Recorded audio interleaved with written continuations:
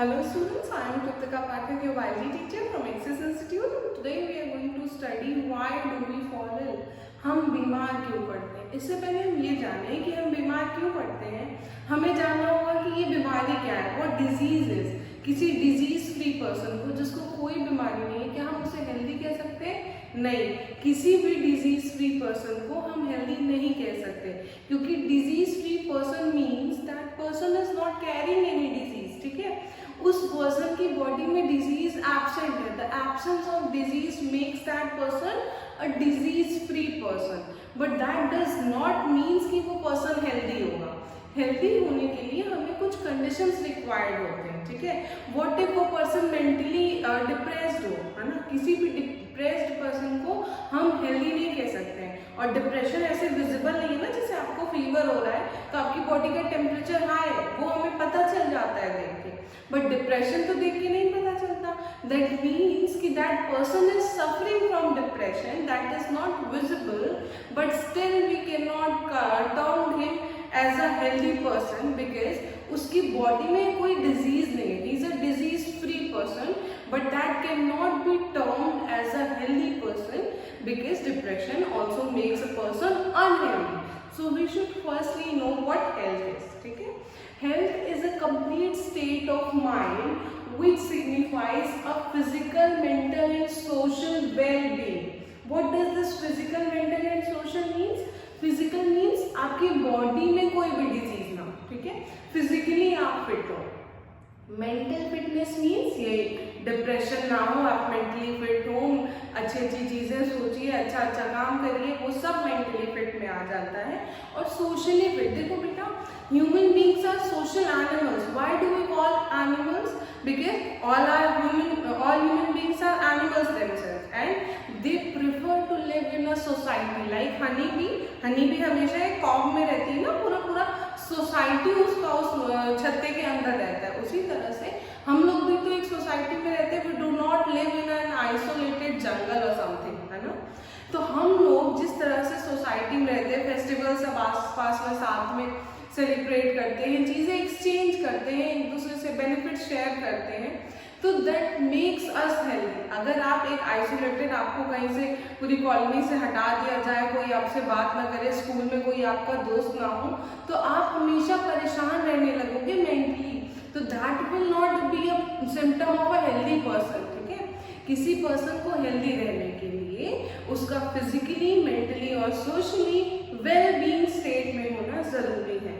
This has been described over here, the definition of the health, which is saying that the term health could be defined as a state of complete physical, mental and social well-being that I had already described to you. Now coming to what is disease, है ना। अभी हमने discuss किया कि disease free person और healthy person में अंतर क्या होता है। अब डिजीज कोई फ्री पर्सन है तो ठीक है, अब हम समझ गए, लेकिन पहले ये तो समझना है कि डिजीज क्या होती है। डिजीज का मतलब वो कोई भी एबनॉर्मल कंडीशन। देखो, जब आप फीवर में होते हो, आप बीमार होते हो, तो आपकी बॉडी नॉर्मली फंक्शन कर रही होती है क्या? नहीं ना, थोड़ा सा एबनॉर्मैलिटी आ जाती है। फॉर एग्जाम्पल, अगर आप रोज 2 रोटी खा रहे होगे, तो जिस दिन आपको फीवर होता है आप आधी रोटी खाते हो या एक ही रोटी खा पाते हो, बिकॉज हमारा वो डाइजेस्टिव सिस्टम भी अच्छे से काम नहीं कर रहा होता है। हम ना खाना डाइजेस्ट कर पाते हैं, ना हमें भूख लगती है, ना हमारा मन होता है खाना खाने का, बिकॉज बॉडी में कुछ एबनॉर्मैलिटी क्रिएट हो गई है, that is affecting the body very negatively. तो ये नेगेटिव जो अफेक्शन है बॉडी का, वो इस डिजीज की वजह से हो रहा है। That affects the structure of all parts of the organism, है ना। जब हम बीमार होते हैं, फीवर होता है, तो सारे बॉडी पार्ट्स में दर्द हो रहा होता है, बहुत ज्यादा वीकनेस लग रही होती है। तो वही लिखा हुआ है कि डिजीज वो कंडीशन है किसी भी ह्यूमन बीइंग की या किसी भी पर्टिकुलर ऑर्गेनिज्म की। एनिमल्स में भी बहुत सारे डिजीजेस देखने को मिलते हैं, तो किसी भी ऑर्गेनिज्म को हम डिस्कस कर रहे हैं। डिजीज वो कंडीशन है जब बॉडी का फंक्शन नेगेटिव हो जाए, यानी कि जैसे वो ज्यादा डाइजेशन कर रहा हो, ज्यादा रेस्पिरेशन कर रहा हो, वो सारे फंक्शंस का रेट स्लो हो जाता है, उसी कंडीशन को हम डिजीज कहते हैं। और डिजीज के कुछ साइंस और सिम्टम्स होते हैं, कुछ हर पर्टिकुलर डिजीज के अलग अलग सिम्टम्स और साइंस होते हैं। तभी तो जैसे टेम्परेचर बढ़ गया तो हम कहते हैं फीवर है, ठीक है, we start sneezing and coughing तो हम कहते हैं अच्छा कोल्ड होने वाला है। तो ये सारे सिम्टम्स हमें उसके साइंस और सिम्टम्स हर पर्टिकुलर डिजीज के देख के मालूम पड़ जाते हैं, और यही डिजीजेस के क्राइटेरिया होते हैं डिफाइन करने के कि अच्छा कौन सा पर्सन कौन सी डिजीज से सफर कर रहा है। Next we are going to discuss the category of the disease, that is acute disease and chronic disease. Acute disease का मतलब वो डिजीज जो कि किसी शॉर्ट टर्म के लिए किसी पर्सन को अफेक्ट करती है। देखो it has been described, it is of short duration like common cold. Ultimately ऐसी कोई भी डिजीज जो 10 दिन 15 दिन में सही हो जाएगी उसको हम एक्यूट डिजीज कहेंगे, और ये क्रॉनिक डिजीज वो डिजीज है जो एक लंबे समय के लिए या ऐसा हो कि पूरी लाइफ के लिए किसी पर्सन को अफेक्ट करती है, उसको हम क्रॉनिक डिजीज कहते हैं। उसका एग्जाम्पल यहाँ पे डिस्क्राइब्ड है जिसका नाम है एलिफेंटियासिस। इसको शॉर्ट में हम फाइलेरियल डिजीज भी कहते हैं क्योंकि ये एक फाइलेरियल वॉर्म के थ्रू स्प्रेड होता है, इसीलिए इसको हम फाइलेरियल डिजीज कहते हैं। ये फोटो में देखो, इसका जो पैर है ये एलिफेंट जैसा एक लार्ज पैर आपको दिख रहा है, इसीलिए इस डिजीज को हम एलिफेंटियासिस कहते हैं। ये मस्कीटो के थ्रू स्प्रेड होता है। अगर कोई मच्छर काट लेता है तो ये मोस्टली लोअर लिम्ब में स्वेलिंग हो जाती है ऑफ अ पर्सन। और देखो कॉजेटिव ऑर्गेनिज्म फाइलेरियल वॉर्म है, ठीक है, फाइलेरियल वॉर्म की वजह से ये डिजीज हो रही है, लेकिन डिजीज स्प्रेड किसकी वजह से हो रही है? मस्कीटो की वजह से। तो जो डिजीज स्प्रेड करवाता है उसको हम बोलते हैं vector of the disease. The causative organism of this elephantiasis is filarial worm। उसके एग्स को जब मस्कीटो इंगल्फ करके उसके बाद किसी दूसरे पर्सन के ब्लड में इंजेक्ट करेगा तब उसको ये फाइलेरियल डिजीज होगी, which is the spreading because of the egg of a filarial worm. Hence we term this mosquito as a vector and this filarial worm as a causative organism। उसकी वजह से human beings के lower limbs में ये swelling आ जाती है और ये लाइफ टाइम रहती है, इसीलिए हम इसको क्रॉनिक डिजीज कह रहे होते हैं। वो डिजीज जो अब सही नहीं हो सकती, ठीक है। उसके बाद हम बात करते हैं कि ऐसी क्या चीजें होती हैं कि हमें बीमारियां हो जाती हैं, ठीक है। कॉजेज ऑफ डिजीजेस हमें पता है, हम हमेशा से बचपन से घर में भी डांट खाते आ रहे होते हैं कि अच्छा ठीक है जंक फूड नहीं खाना चाहिए, ये वो सारी चीजें। तो वही सारी चीजें हमें डिस्कस करनी है कि ऐसा क्यों सब बोलते हैं, क्योंकि ultimately that is resulting in disease condition, और वो डिजीज की कोई कंडीशन ना है, इसलिए हमको मना करते हैं कि घर में जंक फूड नहीं खाना चाहिए, बाहर भी नहीं खाना चाहिए। तो ये कंटामिनेटेड फूड बट ये तो अवॉइड हो सकता है, ठीक है, आप गंदी जगह खाना मत खाओ, गंदी जगह पानी मत पियो। तो ये कंटामिनेटेड फूड वाटर, अगर कोई भी पोल्यूटेड फूड या वाटर का इंटेक कर रहे होते हैं तो हमें कोई ना कोई बीमारी होना एकदम श्योर होता है। फॉर एग्जाम्पल आप कहीं बाहर गए, बहुत गंदा कहीं नाली के आसपास कोई स्ट्रीट फूड था, आपने वो खा लिया, ठीक है, तो ऑब्वियस सी बात है वहां से हाउस फ्लाइज भी उड़ के उसके खाने पे बैठ रहे होंगे, फिर वो वापस से वहां पे नाली में जा रहे होंगे।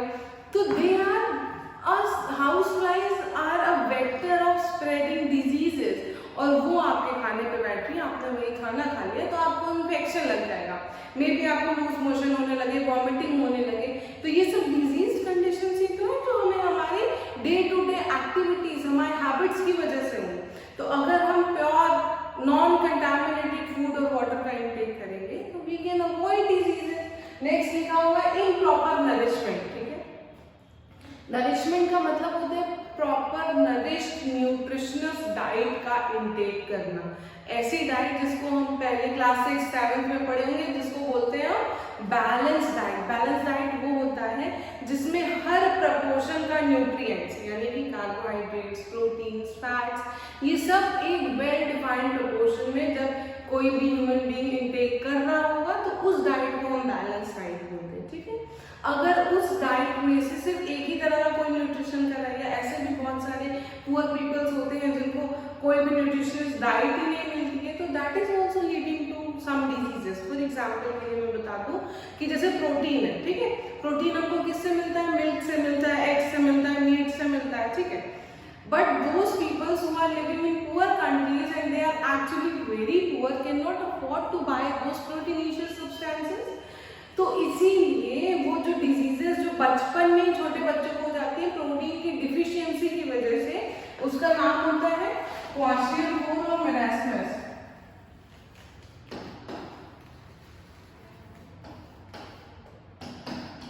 ये दोनों डिजीजेस जो है वो प्रोटीन की डिफिशियंसी से बच्चों में हो जाती हैं, क्योंकि उनका डाइट उतना प्रॉपर नहीं है, वो प्रोटीन रिच डाइट नहीं इंटेक कर रहे होते हैं, इसलिए ये दोनों डिजीजेस हो जाती हैं। ठीक है, उसके बाद बात करते हैं poor standard of living.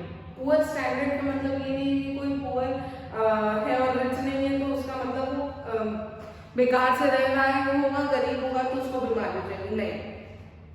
Poor standard of living से मतलब है अपने आसपास आप जो रह रहे हो ना, अपने घर में गंदगी से रह रहे हो, साफ सफाई नहीं है, डस्टबिन में 10 दिन तक कूड़ा पड़ा हुआ है, तो that is leading to invite so many diseases in your house. ठीक है, स्टैंडर्ड ऑफ लिविंग का मतलब है क्लीन इन्वायरमेंट मेंटेन करना अपने घर में, उसी को हम स्टैंडर्ड ऑफ लिविंग कह रहे होते हैं। उसके बाद बात करते हैं अनहेल्दी लाइफस्टाइल की। ये अनहेल्दी लाइफस्टाइल का यही मतलब है जो ये खा रहा है। ठीक है, आप बर्गर खा लो, उसके बाद कुछ भी मत खाओ, आप बोलोगे कि अच्छा ठीक है पेट भरा हुआ, लंच स्किप कर देते हैं या डिनर में स्किप कर दो। ब्रेकफास्ट हमेशा कभी भी ऐसा कुछ अनहेल्दी ब्रेकफास्ट तो नहीं लेना चाहिए। ठीक है, लेना कुछ भी नहीं चाहिए, but always try to ignore unhealthy breakfast. हमेशा ब्रेकफास्ट हेल्दी लो, उसके बाद you can take this and in your lunch time, because उसमें हम फिर सारा मेटाबोलाइज कर लेते हैं, और अल्टीमेटली डिनर हमेशा बहुत हल्का, बहुत थोड़ा सा खाना चाहिए। बट अनहेल्दी लाइफस्टाइल का मतलब है आप महीनों तक सिर्फ यही खा रहे हो, सिर्फ जंक फूड ही खा रहे हो, एक्सरसाइज नहीं कर रहे हो, कोई काम नहीं कर रहे हो, दिन भर सोए हुए हो, टीवी देख रहे हो, लैपटॉप चला रहे हो, कोई खेलने नहीं जा रहे हो। तो लाइफस्टाइल का मतलब है आपने जो खाना खाया है अगर वो जंक फूड भी है तो उसको मेटाबोलाइज करने के लिए आपको डे टू डे रूटीन में ऐसी एक्टिविटीज करनी होंगी कि वो मेटाबोलाइज हो जाए। ठीक है, और अनहेल्दी लाइफस्टाइल का मतलब ऐसा आप कुछ भी नहीं कर रहे हो जिसकी वजह से वो फूड जो है वो डाइजेस्ट हो। नेक्स्ट बात करते हैं पॉल्यूटेड एनवायरनमेंट की।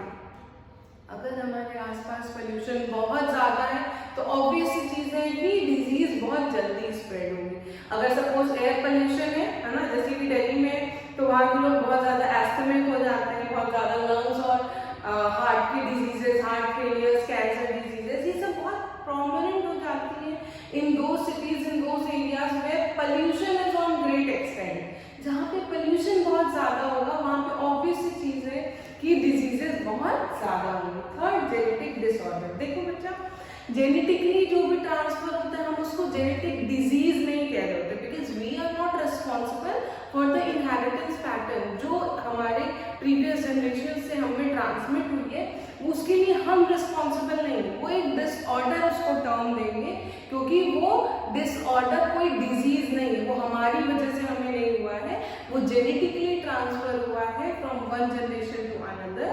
वो डिजीज तो होगी मगर उसको हम डिसऑर्डर बोलते हैं। ठीक है, ये डिसऑर्डर और डिजीज इन दोनों की बीच का अंतर याद रखना है। डिसऑर्डर हमेशा जेनेटिक चीजों के लिए यूज करेंगे और डिजीज जिसे हम अडाप्ट कर रहे हैं अपने एनवायरनमेंट में आफ्टर बर्थ, उसको हम डिजीज कह रहे होते हैं। उसके बाद बात करते हैं बेटा ये इन्फेक्शियस और नॉन इन्फेक्शियस डिजीजेस क्या होते हैं। जाहिर सी बात है वर्ड से ही पता चल रहा होगा, वो डिजीजेस जिनका one person to another transmission हो जाए उसको हम इन्फेक्शियस डिजीज कहते हैं। इन्फेक्शियस डिजीज का मतलब देखो, the disorders that caused by enzymes such as bacteria, viruses, fungi and parasites. और कुछ इन्फेक्शियस डिजीजेस जो है वो पास हो सकती है फ्रॉम पर्सन टू पर्सन, यानी कि एक पर्सन से दूसरे पर्सन में जब ये डिजीजेस ट्रांसमिट हो रहे होते हैं तो हम इनको बोलते हैं इन्फेक्शियस डिजीजेस। तो ऑब्वियस सी बात है नॉन इन्फेक्शियस डिजीजेस वो डिजीजेस होंगी जो कि एक पर्सन से दूसरे पर्सन को ट्रांसमिट ना हो पाए। These are not caused by pathogens. कोई भी देखो पैथोजन मतलब होता है कोई भी डिजीज कॉजिंग ऑर्गेनिज्म। मोस्टली बच्चे क्या बताते हैं, those disease causing micro organism, ऐसा नहीं बताना है। माइक्रो ऑर्गेनिज्म का मतलब होता है यूनिसेलुलर ऑर्गेनिजम्स, जो हमें माइक्रोस्कोपिक ऑर्गेनिजम्स होते हैं उनको हम बोलते हैं माइक्रो ऑर्गेनिजम्स। ठीक है, तो जरूरी नहीं है कि सिर्फ माइक्रो ऑर्गेनिजम्स ही डिजीज कॉज करें। अभी हमने देखा एलिफेंटियासिस का, वो तो एक बॉम्ब था ना, फाइलेरियल बॉम्ब, तो तो जब ये वॉर्म है तो warm, जैसे आप अर्थ वॉर्म देख रहे हो, आपको आपकी नेकेड आई से अर्थ वॉर्म तो विजिबल है, वैसे ही बायोलॉजिकल वॉर्म भी विजिबल होता है। तो इसका मतलब ये नहीं है कि सिर्फ माइक्रोस्कोपिक ऑर्गेनिज्म ये डिजीज कॉज करते हैं। अगर आपसे कोई पैथोजन की डेफिनेशन पूछे तो जनरली ये बताना है disease causing organisms are known as pathogens. तो जो नॉन इन्फेक्शियस डिजीजेज होती हैं वो किसी भी पैथोजन के थ्रू स्प्रेड हो सकती है, किसी भी पैथोजन के थ्रू स्प्रेड नहीं होती है, इसीलिए वो one person to another person transmissible नहीं होता है। एग्जाम्पल के लिए कैंसर, ठीक है। कैंसर क्या होता है? कैंसर एक अनरेगुलेटेड सेल डिवीजन है इनसाइड अ ह्यूमन बॉडी, और वो सेल डिवीजन जब लगातार होता जाता है तो वो ट्यूमर का या कैंसर का फॉर्म ले लेता है, और वो वन पर्सन से अनदर पर्सन ट्रांसमिट नहीं हो सकता क्योंकि वो किसी की एक बॉडी में ऐसा रेगुलेशन फेल हुआ है ना।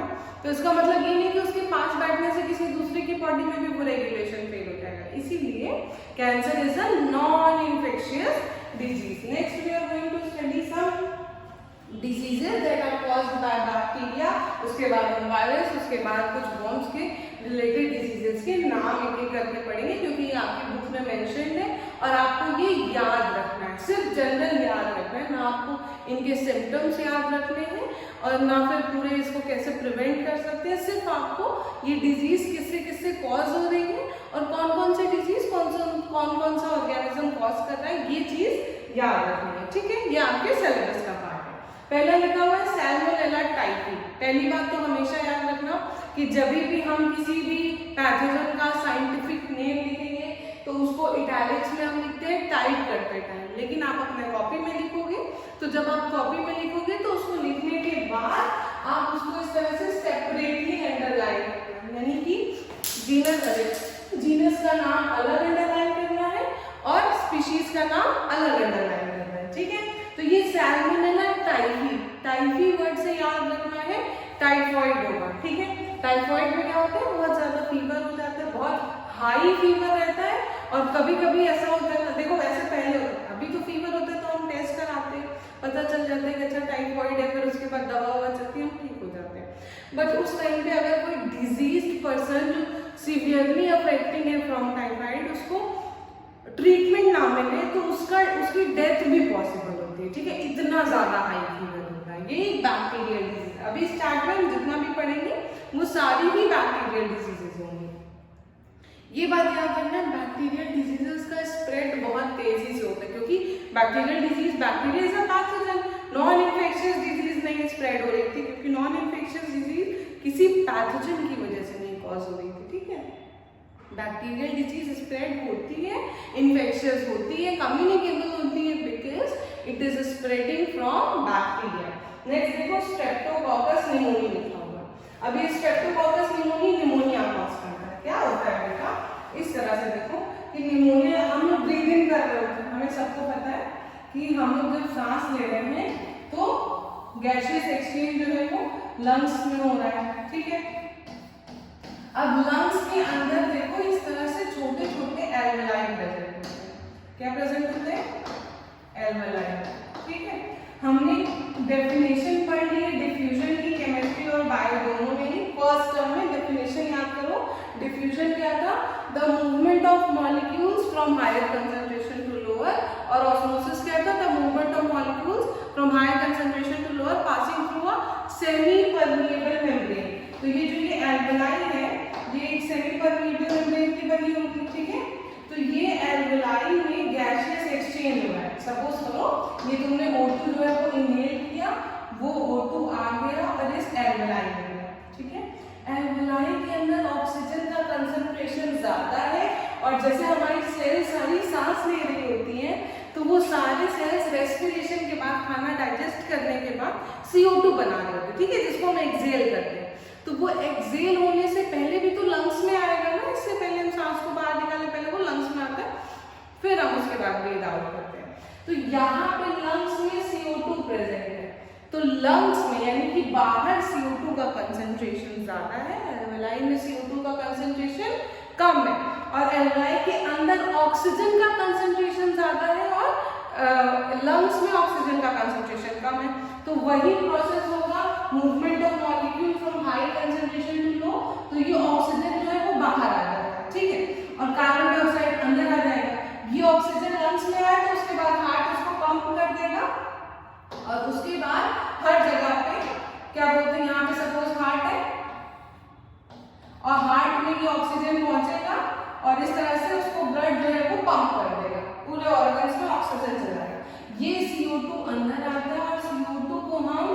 ब्रीद आउट कर देते हैं, ठीक।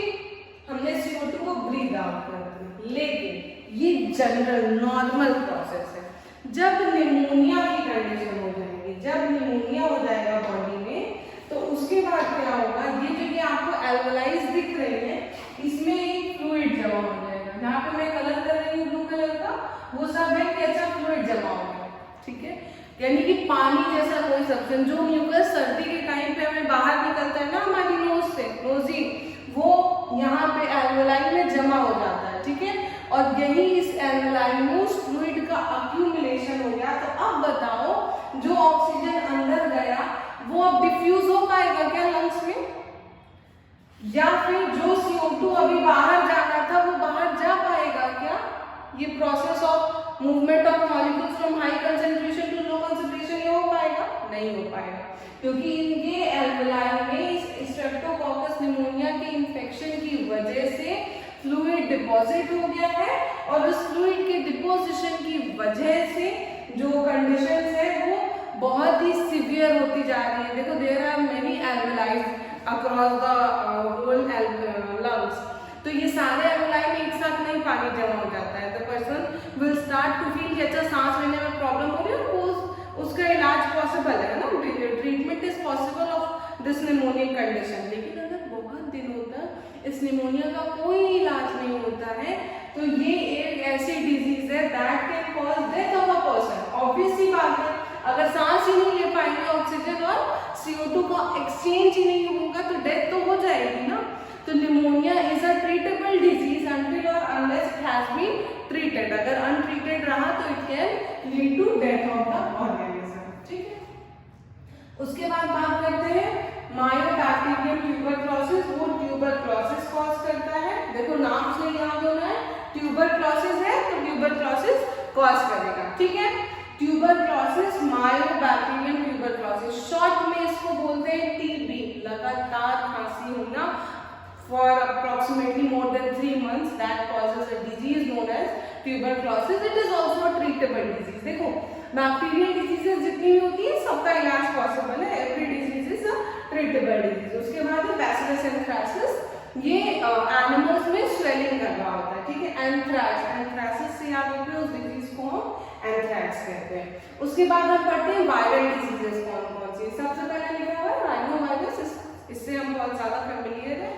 ये कॉमन कोल्ड, यानी कि वो बुखार जो हमको हर सीजन चेंज होने पे हो जाता है, वो जनरली ऐसा कोई है नहीं कि वायरल फीवर जिसको हम बोल रहे होते हैं, ठीक है।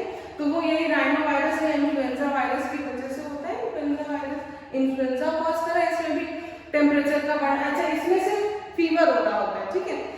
इन्फ्लुएंजा में we start to sneeze, cough, temperature high हो जाता है बॉडी का, ये सारी चीजें। अच्छा एक बात हम बार बार कह रहे हैं, ये कॉमन कोल्ड और इन्फ्लुएंजा में बॉडी का टेम्परेचर हाई हो जाता है। वी शुड फर्स्ट नो कि क्यों हमें बॉडी का टेम्परेचर क्यों हाई होता है। क्योंकि बॉडी जो है वो उस पैथोजन को किल करना चाहती है जो कि हमारी बॉडी में इंटर हुआ है, और उसी पैथोजन को किल करने के लिए बॉडी अपना टेम्परेचर जो है वो राइज करती है, ठीक है। बॉडी अपना टेम्परेचर बढ़ा रही होती है, and that is causing a disease known as fever और common cold और influenza। वो इसलिए नहीं है कि हमारे बॉडी का टेम्परेचर ऐसे ही बढ़ गया, नहीं, वो एक स्पेसिफिक पर्पस से बढ़ रहा है। और वो पर्पस क्या है? वो पर्पस है कि बॉडी अपना जो है वो टेम्परेचर इसलिए बढ़ा रही है ताकि उस हाई टेम्परेचर में वो पैथोजन जो हमारी बॉडी के अंदर आया है वो सर्वाइव ना कर पाए और उसकी डेथ हो जाए, ठीक है। इसीलिए हमें फीवर हो रहा होता है। उसके बाद डेंगू वायरस, वो ऑब्वियसली एक वायरस है तो डेंगू कॉज करेगा, इसके बारे में तो हम हमेशा न्यूज़पेपर्स में पढ़ते रहते हैं। अच्छा एक टाइम होता है, एक सीजन होता है जब ये सारे वायरसेस बहुत तेजी से स्प्रेड करते हैं, ठीक है। न्यूज़पेपर्स में आने लगता है कि अच्छा इस शहर में बहुत ज्यादा लोग डेंगू से सफर कर रहे हैं, मलेरिया से सफर कर रहे हैं। ऐसा इसलिए होता है क्योंकि वो वायरस सपोज करो मस्किटो से फैल रहा होता है, ठीक है, फीमेल एडिस की वजह से। ये फीमेल एडिस वाली देखिए उस पहले मस्किटो का नाम है, अच्छा ये विजिबल नहीं होगा, एक मिनट, मस्किटो का नाम है फीमेल एडिस, और ये फीमेल एडिस वैसे ही एक वेक्टर का काम करेगी जैसे एक मस्किटो जो है वो मलेरिया को ट्रांसफर कर रहा था, एनोफिलीज उस नाम, वो वेक्टर था, मैंने अभी फाइलेरियल वर्म एक्सप्लेन करते हुए बताया, जो पॉजिटिव ऑर्गेनिज्म है वो तो ये डेंगू वायरस है, फाइलेरिया नहीं, वो फाइलेरियल वर्म था, लेकिन स्प्रेड करने वाला जो है वो मस्क्यूटो है। तो इसलिए इसका जो ये वेक्टर है, ये फीमेल एडिस क्या हो गया, ये वेक्टर हो गया इस डेंगू डिजीज का, ठीक है, ये डेंगू डिजीज का वेक्टर है जिसकी वजह से ये डेंगू हो रहा है। तो जब किसी एक पर्टिकुलर सीजन में किसी एक पर्सन को डेंगू वायरस हुआ, वो मच्छर उसने किसी को उसको काटा, उसके माउथ में भी डेंगू वायरस का अभी इन्फेक्शन है, वो किसी और को इन्फेक्ट कर दिया। तो इसीलिए अगर आप ये मलेरिया का या डेंगू का दोनों ही कंडीशन सोचो, तो ये दोनों कंडीशन सीजनली इतना ज्यादा इसीलिए फ्लक्चुएट कर रही होती हैं क्योंकि जो मस्क्यूटो है किसी एक स्पेसिफिक एरिया में वो ब्लड सक कर लेता है उस पेशेंट्स का जिसके बॉडी में उस समय वो पर्टिकुलर इन्फेक्शन प्रेजेंट है, जिसके ब्लड में वो इन्फेक्शन प्रेजेंट है, और उसके बाद वो स्प्रेड आउट हो रहा होता है और इस तरह से डिजीज जो है वो फैल रही होती है बहुत ही ज्यादा। एक टाइम पे वो एक अपने पीक पे होती है, वो यही रीजन होता है कि कई ज्यादा पेशेंट्स हैं, मस्क्यूटो ने उनमें से किसी 100 को भी बाइट कर दिया तो वो आगे जाके किसी 1000 को इन्फेक्शन फैला सकते हैं, ठीक है। लास्ट लिखा हुआ है human immuno deficiency virus, short में हम इसको HIV बोलते हैं, और ये कॉज करता है एक डिजीज जिसका नाम है एड्स। इसका फुल फॉर्म होता है एक्वायर्ड इम्यूनो डिफिशियंसी सिंड्रोम, ठीक है। एक्वायर्ड का मतलब होता है जो हम अपने लाइफ टाइम में एक्वायर कर रहे होते हैं, और वो सिंड्रोम मतलब होता है बच्चा कि ग्रुप ऑफ डिजीजेस, ठीक है, यानी कि HIV में कोई एक डिजीज नहीं होती है, बहुत सारी डिजीजेस एक साथ हो जाती है, उसी को हम बोलते हैं एक्वायर्ड इम्यूनो डिफिशियंसी सिंड्रोम। एक साथ कई सारी डिजीजेस जो कि हमारा इम्यून सिस्टम को डेफिशिएंट कर दे, वीक कर दे, उसको हम एड्स बोल रहे होते हैं, ठीक है। उसके बाद बात करते हैं हम प्रोटोजोन्स डिजीज की। प्रोटोजोन्स क्या होते हैं? प्रोटोजोन्स हमने डाइवर्सिटी में थोड़ा सा पढ़ा है, वो यूनिसेलुलर ऑर्गेनिजम्स जो कि डिजीज कॉज करते हैं उन्हें हम प्रोटोजोन्स कहते हैं। पहला लिखा हुआ है प्लाज्मोडियम। अभी मैं मलेरिया का ही डिस्कशन कर रही थी और मैंने बोला था ना कि malaria is spread by female anopheles, यानी कि ये फीमेल एनोफिलीज क्या हो गई, वो वेक्टर हो गई इस मलेरिया डिजीज का, ठीक है। इस मलेरिया डिजीज का ये वेक्टर हो गई, और पॉजिटिव ऑर्गेनिज्म क्या है, प्लाज्मोडियम है। तो plasmodium is the positive organism of a disease known as malaria.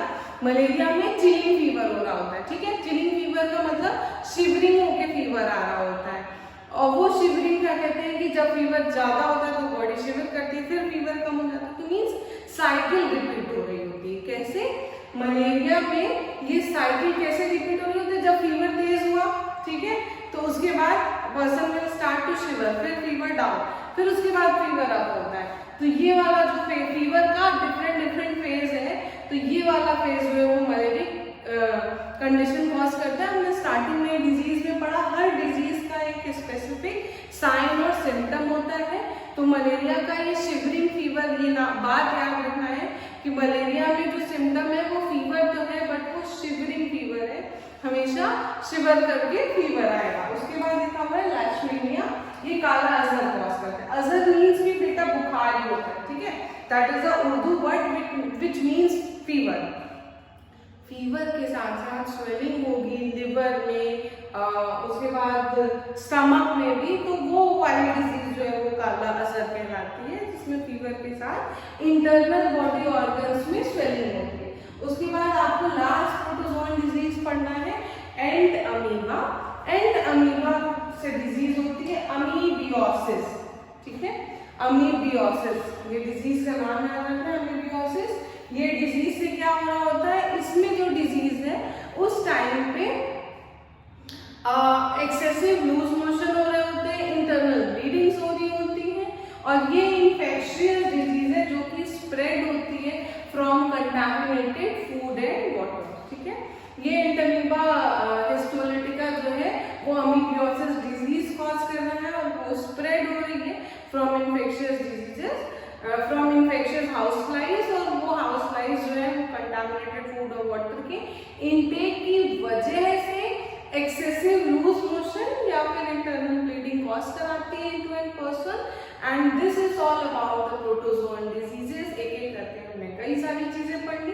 अब इसके बाद इन डिजीजेस का नाम याद रखने के बाद हम अगली क्लास में पढ़ेंगे इसके आगे कि हम इन डिजीजेस को सही कैसे कर सकते हैं, कौन कौन सी दवाएं होती हैं, क्या क्या प्रिवेंशन मेथड्स है, कैसे कैसे वैक्सीनेशन का प्रोसेस काम करता है, ये सब हम अगली क्लास में पढ़ेंगे। Thank you for today.